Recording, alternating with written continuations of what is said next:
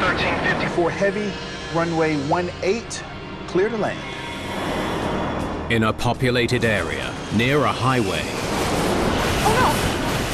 an Airbus A300 crashes short of the runway. Tower, did you see that? Neither pilot has survived. We're a very small pilot group, so you start thinking about who it may have been and exactly what happened. After listening to conversations in the cockpit, I'm gonna do vertical speed. He kept us high. and running the flight through a simulator, How did you miss all this? investigators are forced to take a different approach. At 11 a.m., an eyewitness spots her in the hotel restaurant.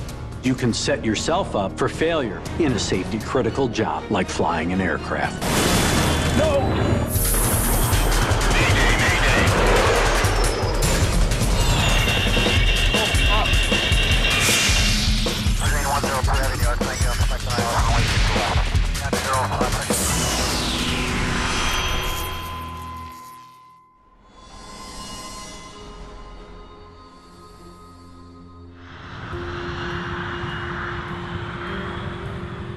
It's an early summer morning when UPS Flight 1354 climbs over Kentucky.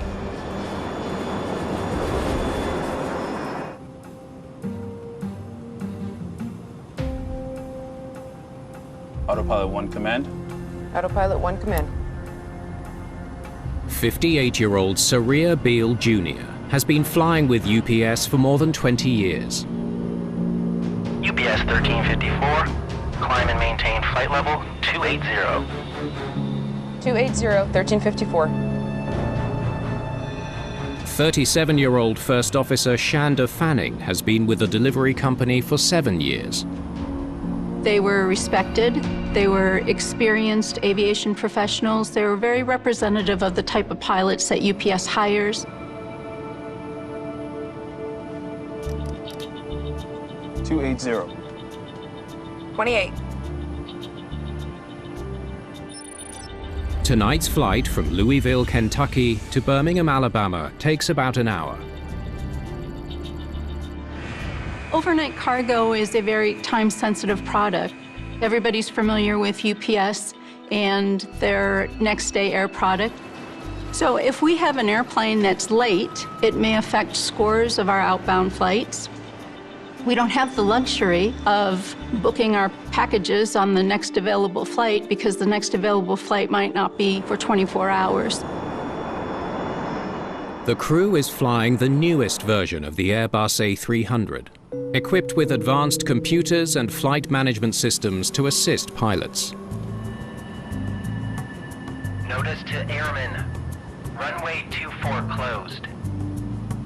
Shortly after reaching cruising altitude, the pilots receive a NOTAM, a Notice to Airmen message. NOTAMs provide information regarding hazards that you may encounter so that there are no surprises en route or when you arrive. Localizer runway 18 in use. Landing and departing runway 18. The runway they were expecting is closed for maintenance. They'll have to use an alternate. They're saying 24 is closed. They want us to take runway 18. Runway 18? Figures. I know, especially since we're a little heavy. Yep. I guess I'll brief it. Briefing guide? The alternate runway is shorter. With the plane nearly at maximum weight, they'll have to carefully manage their speed and altitude on approach. Verify VNAV path on the approach chart. Pilots prefer longer runways because with a shorter runway, there's not a lot of margin for error. Load the approach into the flight computer. Landing on runway 18 also involves a more demanding approach, known as a non-precision approach. In a non-precision approach, pilots pre-program the flight computer to follow a virtual glide path or descent profile to the runway threshold. Non-precision approach, it's not practiced as much. The only times flight crews ever see them perhaps would be in training in a simulator, and then maybe once in a while on the line. Verify the glide path agrees with the approach chart within 1 degree.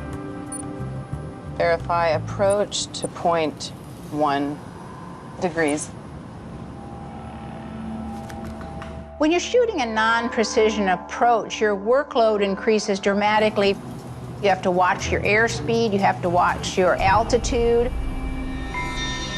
28 minutes into the flight, UPS 1354 begins its descent towards Birmingham, Alabama. UPS 1354, descend at pilot's discretion. Maintain 11,000. The crew is cleared to continue descending to 11,000 feet. That works. We'll keep it going. UPS 1354 will keep her going down to 11. Roger, UPS 1354. They're generous today. Usually they kind of take you up to 15 and hold you up there. I know, they hold you up high. Visibility is poor as the plane descends to 11,000 feet. If you're flying in the clouds and it's already nighttime, you have a black screen. If you look out, there's nothing out there. It's the black abyss, if you will. UPS 1354 Heavy, Birmingham Tower, descend and maintain 2,500. Runway 24 is still closed. You want 18? The controller confirms that the crew cannot use the airport's longer runway. Yeah. Yes, sir, 18 will work. Copy that. Turn right 10 degrees. Join the localizer. Okay, turn right, join the localizer.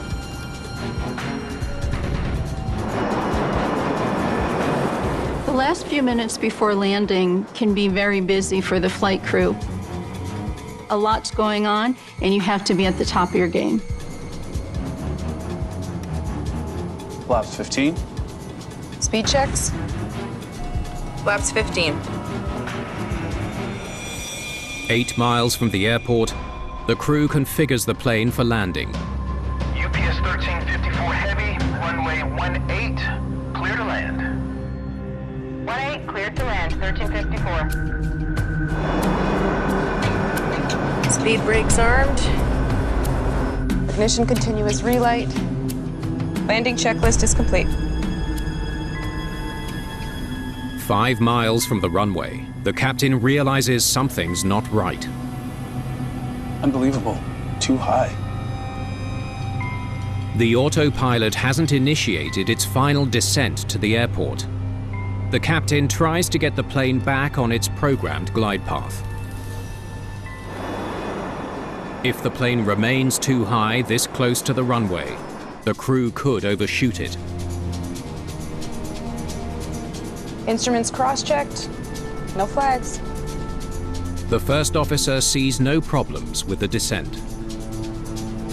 2 miles to go.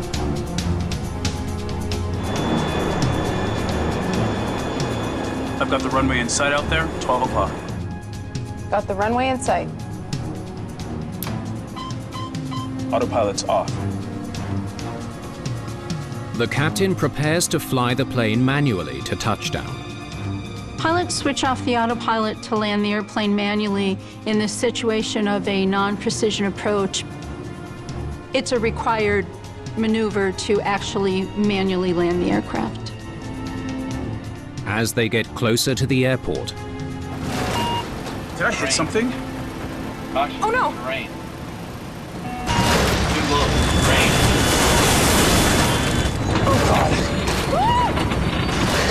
the pilots can't control the plane as it cuts through a small grove.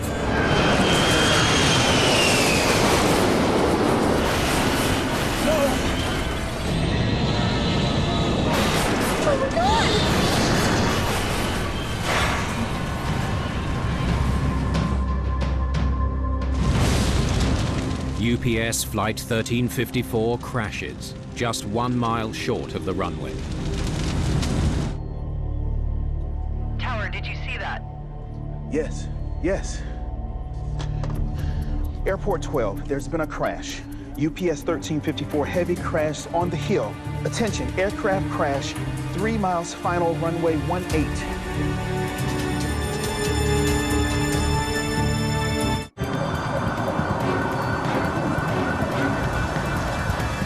Rescue crews rush to extinguish the flames of UPS Flight 1354.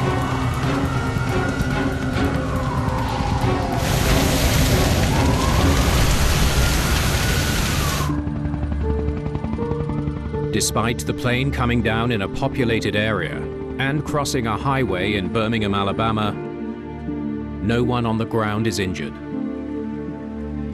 Tragically, both pilots are killed.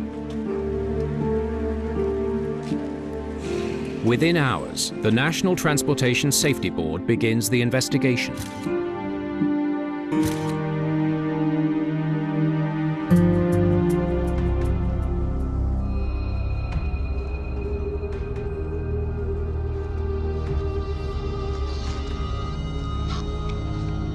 Looks like the plane struck some trees here, then crashed into the ground here, and then slid for 1,400 feet. Did we find the nose? The wreckage is spread over a large area. Yes, I believe we did. Yeah, it's here. Investigators look for the 4 corners of the aircraft to determine if the entire plane has reached the accident site. 4 corners refer to the nose, both wings, and tail. You want to take all of them into account, just because it tells such a story about how the airplane struck. Tail and right wing were found here. Fragments of the left wing were found here. All 4 corners are at the crash site. The plane was intact until it hit the ground. It wasn't a structural problem. Did anyone see the accident? If the plane was intact, investigators wonder if the pilots were having difficulty controlling it prior to impact. No eyewitnesses. Just what we documented at the crash site. Let's look at how they hit those trees. Impact marks on trees may provide additional clues. It's critical for investigators to look at all the things that this aircraft may have struck. In this particular accident, we know that the airplane had flown through trees. When you look at those trees, you want to see what the attitude of the aircraft was. Was it wings level? Was it rolled one direction or the other direction? Was it a very steep pitch attitude?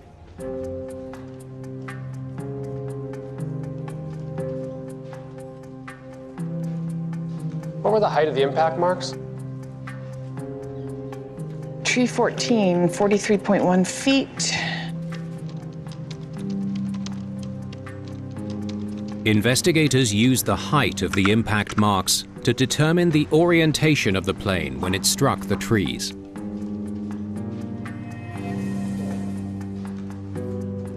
The plane is level. These guys had control of the aircraft. Absolutely. If the pilots were in control of a structurally sound plane, what else could have caused them to crash short of the runway? Maybe the engines failed. It's imperative to look at the engines to give us an idea of thrust levels. And surprisingly, if the engines are intact, more or less, you can tell this. Let's start with the blades. Investigators examined the A300's engines to see if they were generating power at the time of the accident.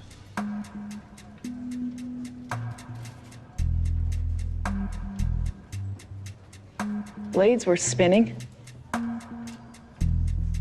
You can look in the front of the engine, and if the fan blades, for instance, are bent in the opposite direction of rotation, that means that when the aircraft engine struck the ground, it was on.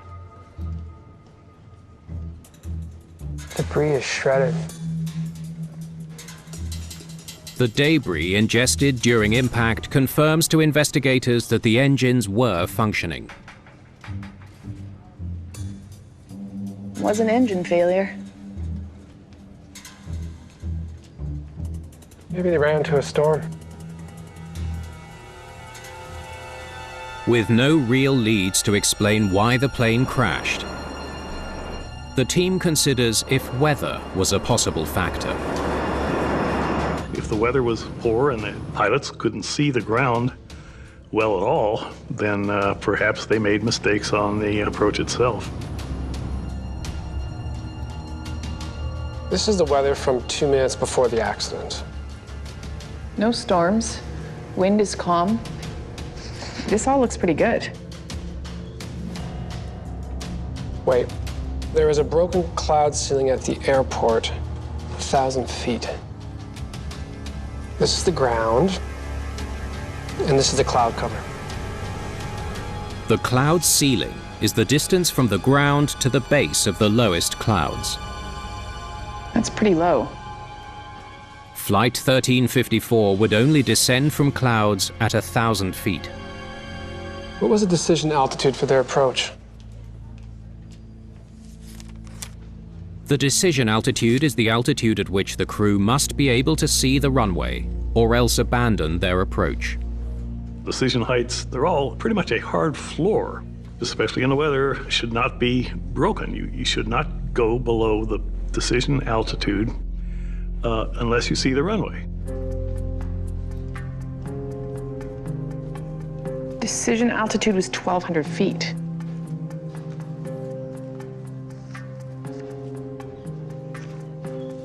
If the clouds didn't break until 1,000 feet, they wouldn't have seen the runway for their decision altitude. So why didn't they turn around? That low to the ground, at night, you don't have time to hit and hope. You have to go around and get it together and try it again. Did lack of visibility cause the pilots to descend too rapidly and crash short of the runway? Maybe the controller knows something.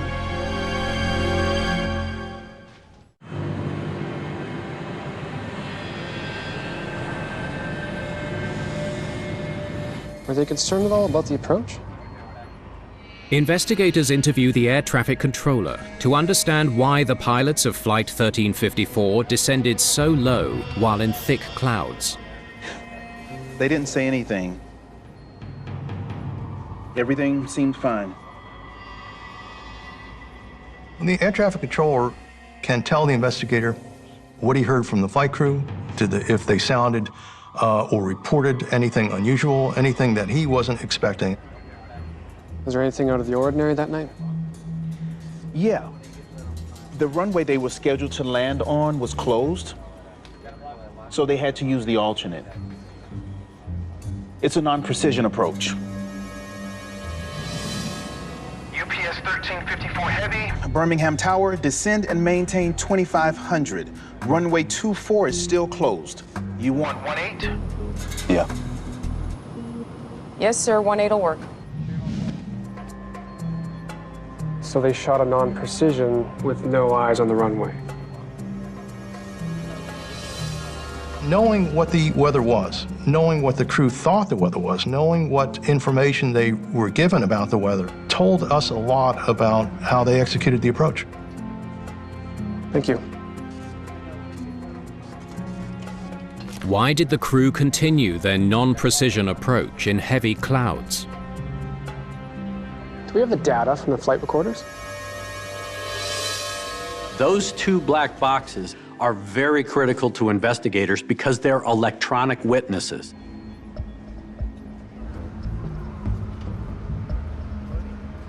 Here's the approach they should have taken. The plan was to come in slow and steady at about a 3-degree angle. Using the FDR data, investigators reconstruct the final approach path of Flight 1354. Here's what they actually did.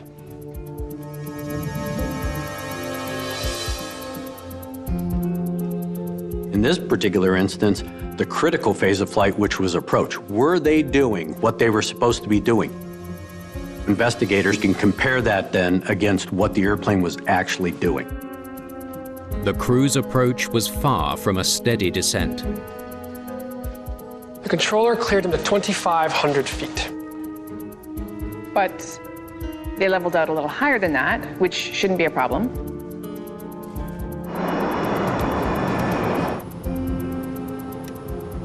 Flaps 15. Speed checks? Flaps 15. UPS 1354 heavy, runway 18, clear to land. Looks like they fly past the descent profile they pre-programmed into the computer here. Try to get back on track, but end up descending steeply below the flight path and never recover. How fast were they coming down? Did the crew descend too quickly as they tried to get back on track?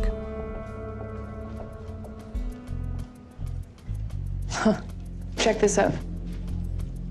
Wow, 1,500 feet per minute. The descent is way too fast so close to the ground. They confirmed that the plane descended at a rate outside safety guidelines for a final approach. It's an important clue.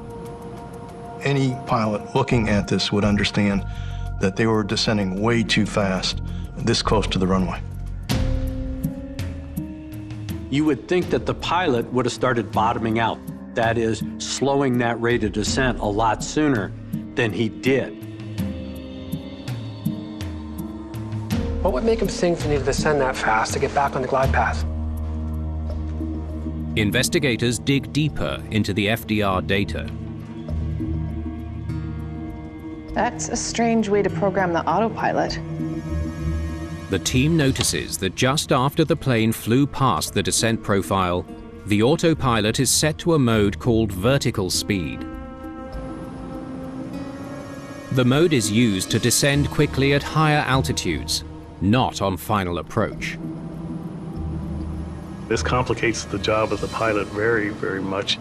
He has less time to think about things. He has less time to react to things. So it's simply not a good thing. Why were they descending so quickly, so close to the ground?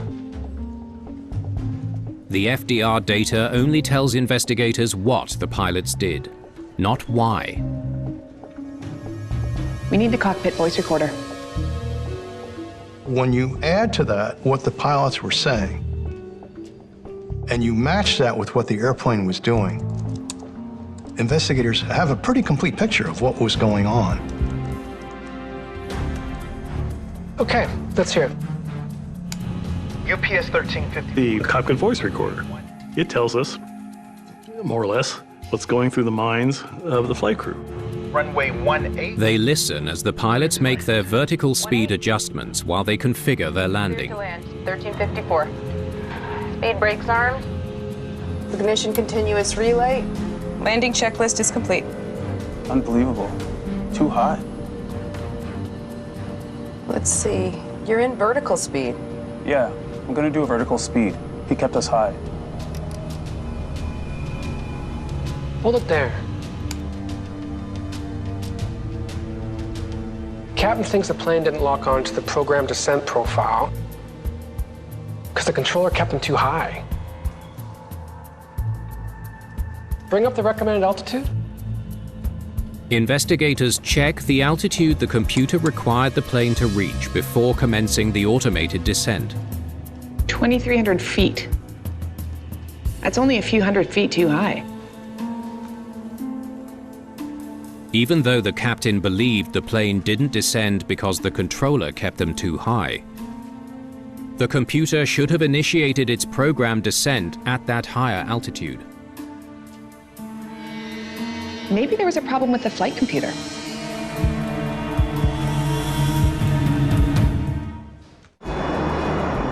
Verify the glide path agrees with the approach chart within 1 degree. Did a malfunction in the flight computer used to program the autopilot lead to the crash of UPS Flight 1354? Verify approach, 0.1 degrees.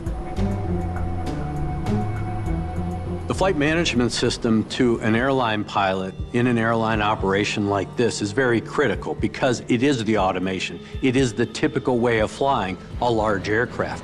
If you have bad data in, that data will cause bad things to happen.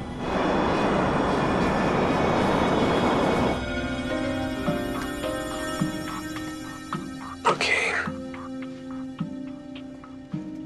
Let's hook this up. Investigators recover the flight computer's memory card from the wreckage. They prepare to test it for signs of errors or malfunctions. The investigators went to great pains to figure out what exactly was loaded into the flight management computer. It was damaged, so they had to remove the motherboard and place it in a functioning unit and actually read it out. This should tell us if the computer was working. If the flight computer was operational, investigators should be able to download its memory. It's working. Turned out that there was nothing wrong with the flight management computer. But had there been, that could have been a very important part of the accident sequence. The computer was working. Looks like they programmed it. Final approach is armed for a gradual descent of 3 degrees. Wait a minute. They've got 2 separate destinations programmed. They forgot to clear the conflict. They discover the crew missed a step in planning their route to Birmingham Airport. They failed to clear a previously programmed destination. It's a troubling find. You can load a flight plan into it, and then if you deviate from that particular flight plan, the flight management computer doesn't really know what's going on and can put out false data, and that's called a discontinuity. The crew programmed the plane to fly directly to Birmingham Airport. 20 miles out, they needed to clear their flight path and program a specific approach to runway 18. But the crew didn't clear the initial plan, which created the discontinuity, a confusion in the system. So there was a conflict between where the pilots told the airplane to start the approach and where the computer knew the approach had to start, and that was a flight plan discontinuity. That's why the autopilot wouldn't initiate the descent path. The captain basically was chasing the incorrect guidance that the display was telling him by trying to descend as quickly as he could when there was no reason for it. The team knows the crew didn't clear the conflict. The question is, why? Let's listen to what was going on when they should have cleared it. They focus on the moment the crew got the instruction from the controller to go to runway 18. Okay, here it is. You want 18? The controller reminds the crew that they must use an alternate runway. Yeah. Yes, sir. 18 will work. Copy that. Turn right 10 degrees, join the localizer. Okay. Turn right, join the localizer. I don't think we have many choices if runway 6 is closed.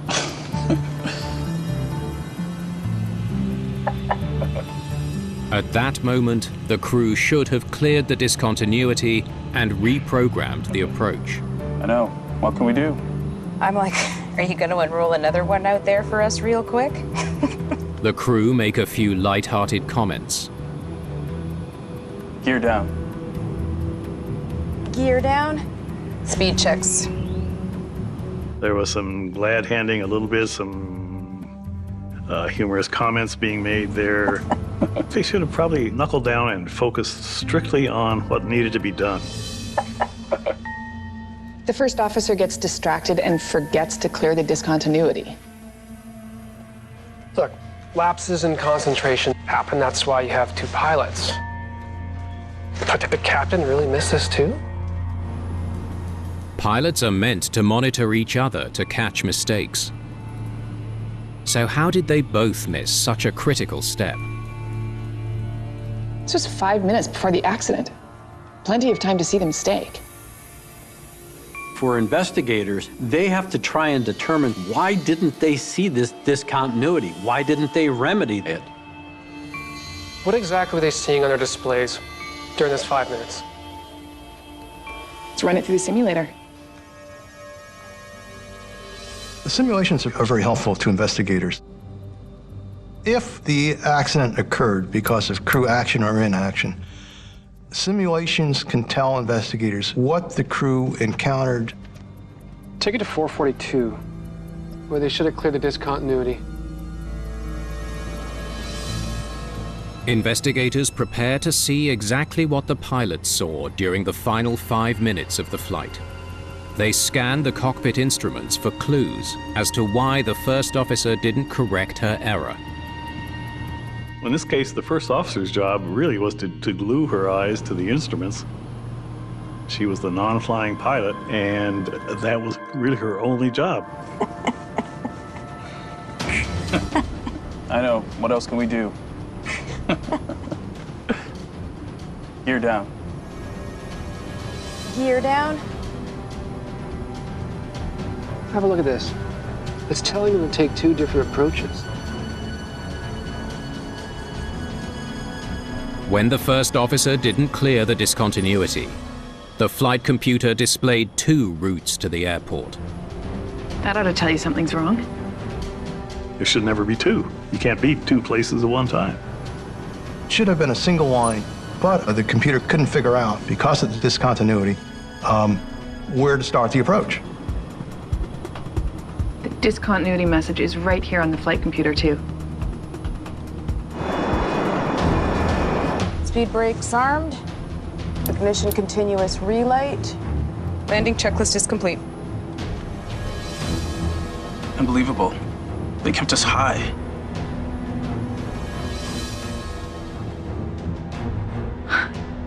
How did she miss all this? They conclude that there were plenty of signs telling the pilots what they had done wrong. Oh no! Did I hit something? But they still don't understand how they failed to notice them in time to prevent this tragic accident. Oh, God. You can have information buried in an instrument that isn't in your focal view or in your peripheral vision. That's one thing. But if it's prominently displayed and you don't see it, the question that we as investigators have to answer is, why not? No! Investigators have identified serious piloting errors in the crew of Flight 1354. How qualified were they? They study the pilot's personnel records. Captain's got more than 3,000 hours on the A300. Passed all his latest checks. Looks good. First officer's a little new to the aircraft.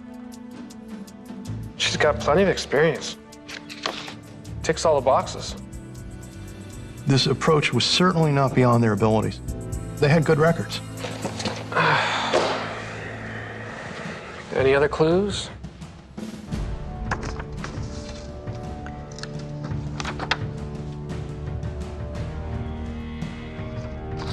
This could be something.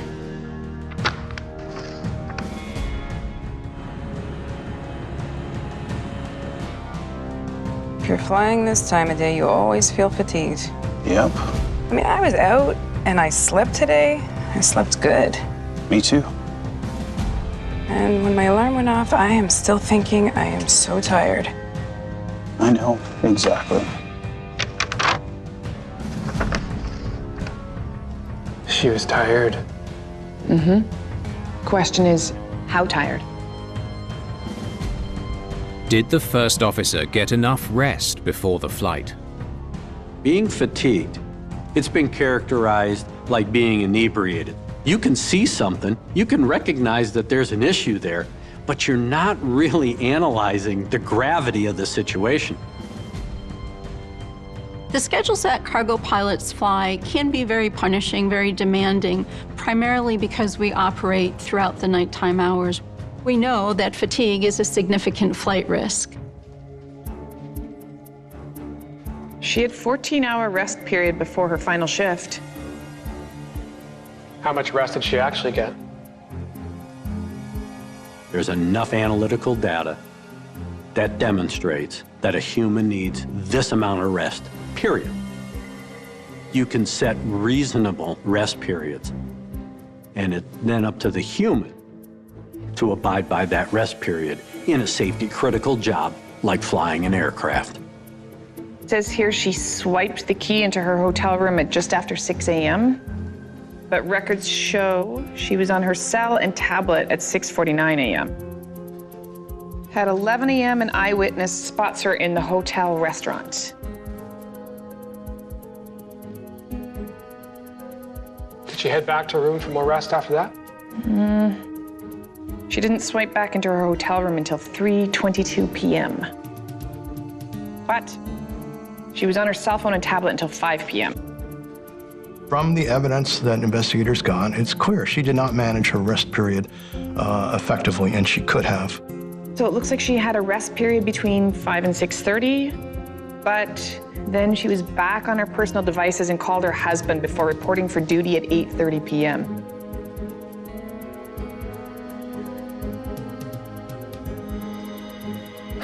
She can't have slept more than 5.5 hours in her 14-hour layover. Yeah. 5.5 hours in fits and starts is less than the recommended 8 hours of uninterrupted sleep. Okay, turn right, join the localizer. I don't think we have many choices if runway 6 is closed. Interpreting information during a non-precision approach when you're fatigued, when you have to do other duties, such as call out altitudes and airspeeds and so on and so forth, is very difficult. Investigators conclude that the first officer's fatigue likely contributed to this accident. The problem is that we've had a number of accidents in the cargo industry that have been related in some way, shape, or form to fatigue. The first accident that actually referenced fatigue was almost 20 years ago, Guantanamo Bay. One last flight, guys.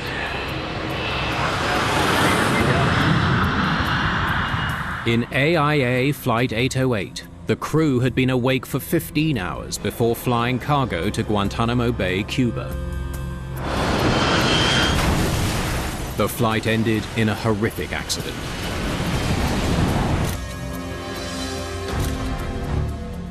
The NTSB's findings in that investigation changed the industry's view of fatigue. It shined light on the issue of fatigue being, as much of a safety risk as a mechanical issue on an airplane. Pilots are no longer expected to fly fatigued, yet 15 accidents have been attributed to fatigue between 1993 and 2013. Fatigue is real. We need to recognize it. We need to mitigate it. Investigators now know that the first officer's fatigue played a part in this accident. But a question still remains. Why didn't the captain catch the first officer's mistakes? Was he fatigued too?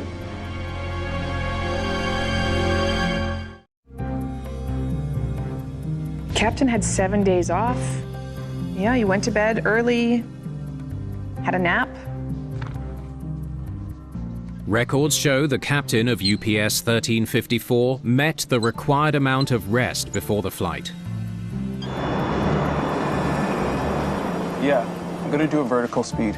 He kept us high. The captain, he had some days off, and so he should have been well rested. We don't know all of his activities, but he should have been the most rested pilot.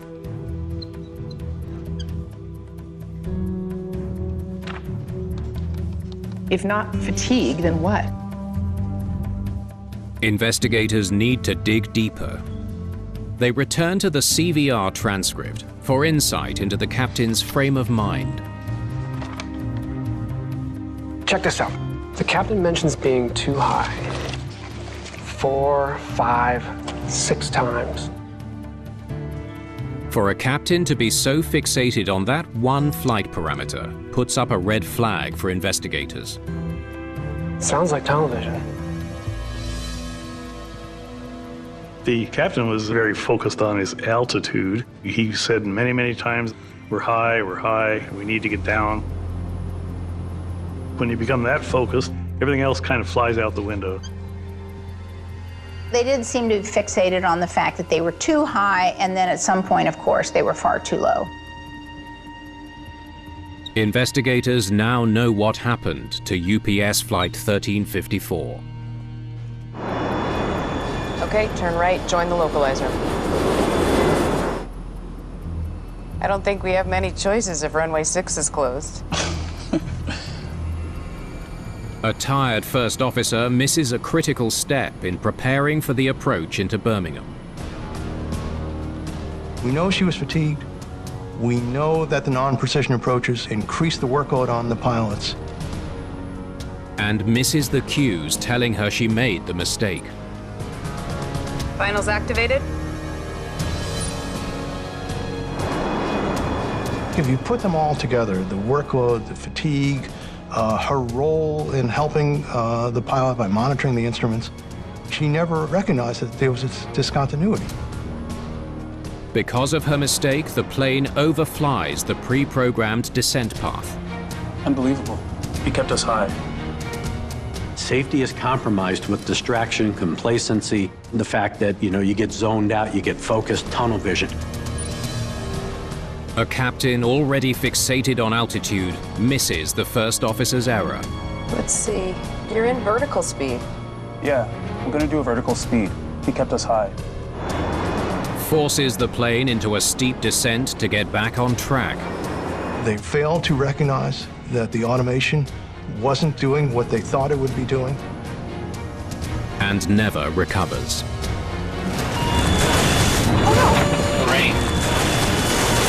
They realized that they were in danger only seconds before the accident. By that point, it was too late.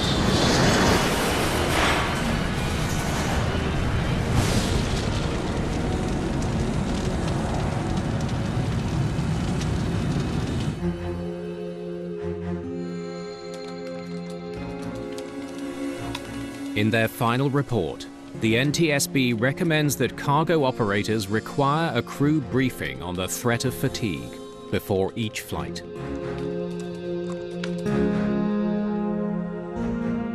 If you're fatigued, you gotta call it out because your performance as a human degrades.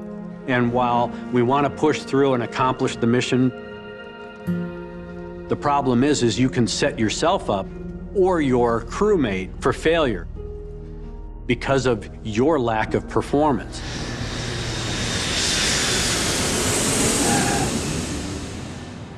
Since our accident in Birmingham, the company has done a fantastic job in the training department. We've also negotiated for sleep rooms so we can go take a mid-duty nap during the sorting of the packages process. Our pilots will tell you they're a game changer. It took a lot of little errors by all the major participants in this flight to cause this airplane to crash.